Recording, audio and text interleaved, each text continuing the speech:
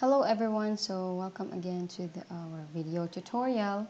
Right now we will be solving for the solution of a differential equation of the homogeneous type. Okay, so we have this example, solve the differential equation shown. So this one, I won't just read this. Now, the first step really is to try to see if this is variable separable because that is the easiest to solve. So what we're going to do is separate all the dx and all the dy. So I have already solved this problem. I'll just show this to you. First step, we distribute y dy, this one, x dy times cosine of x over y. This would be that term, and negative y dx times this one would be this term. Then combine all the dx and all the dy. Okay, so we combine this, or we factor out dy rather. And the remaining would be y plus x cosine of x over y. X cosine x over y. Now we have modified this equation into m dx and n dy. What's the first step of solving a homogeneous DE? First step would be test the homogeneity. How do you do that? You substitute all the x with kx and all the y with ky and try to see if we can factor out all the k, and the remaining would be the original differential equation. Okay, so we have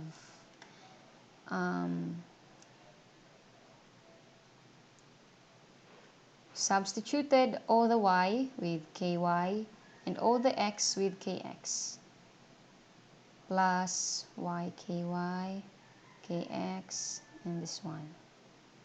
Okay, I hope you will solve this again without looking at the solution. So now, proceeding, we will try to factor out the k and try to see if we will end up with this one. Okay, but first we will simplify this equation. Okay, cancel out. And the next,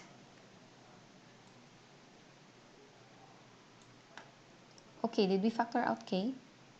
If we're going to divide this term with k, the remaining would be negative y cosine x over y dx plus this one, divide all this term with k, the remaining would be y plus x cosine x over y dy. So as you can see, as we factored out k from this equation or from this expression, then the remaining is this expression equals 0. So we have factored out k and we end up with the original. Therefore, this is a homogeneous type at the first degree. Why? Because the exponent of your k is 1. So what's the next step? It would be either we proceed with step 2 or step 3 as discussed from the from part 1 of this discussion. So what we'll be trying to see, or what we'll be trying to compare, is functions m and function m and function n, which is simpler, of course. It's obvious it's function m. Therefore, we will proceed with step 2, which is we will substitute x is equal to vy and dx. That's it. X is equal to vy.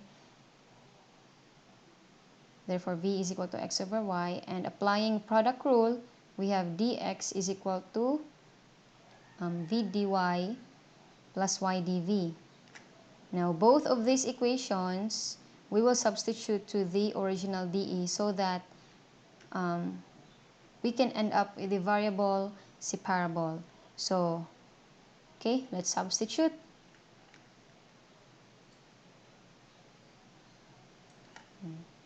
Muna na siya. So, substituting x with vy, this would become negative y cosine x becomes vy over y. Then dx becomes v dy plus y dv. V dy plus y dv plus y plus x becomes vy cosine x becomes vy over y dy equals 0. Next, substitute or distribute and simplify. Okay, cancel out na ni siya ang y. Then, distribute this to this binomial. Negative y v times cosine v dy. Then, negative y cosine v times y dv, that would become negative y squared cosine v dv. Plus y dy, y dy, plus this one multiply with dy, that becomes vy cosine v dy equals 0. Okay. But as you can see, these are similar terms but of opposite sign. So, they will be cancelled out. The remaining would be this one. Okay? Negative y squared cosine v dv plus y dy. Now, what can we do so that it will be a variable separable type? So, we will just divide both sides by y squared. Why? So that this term would not contain a y. Because only v should remain beside dv for this to become a variable separable. So, what will be the remaining? It would be that one. Negative cosine v dv plus y divided by y squared. That would be 1 over y times dy, dy. So, this will become dy over y. And now, we can do direct integration because as you can see, this is a variable separable. Only that the terms are, or the variables are v and y. So now, as we do the direct integration, what would be the answer? Recall. So the integral of negative cosine v is negative sine v plus ln y. And the integral of 0 is equal to c. But although we have already gotten the answer, this is already the answer, and we'll just restore the variables. But I still want to see a more simplified version of this equation. So, what's next? Come like this. So, I've told you before that c, negative 2c, 3c, c squared e to the c is just the same as c. And what I did here is that I transfer c here and make this as L and C so that I can combine these terms by the laws of natural logarithm. So it would become like this. Negative sine v plus ln cy is equal to 0. And then again, it would look like this. Ln cy is equal to sine v. And I want to get rid of this ln, therefore I'm erasing everything. Or I'm making that as the exponent of e. So that what will remain would be cy is equal to e to the sine v. So we have reached the final answer. I want to stop here at this equation. And now it's time to restore the original variables. So what is v again? So from the previous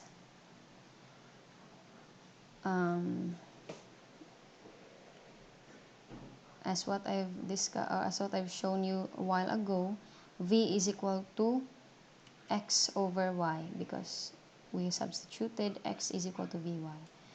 So this would become, wrong. Okay, here we go.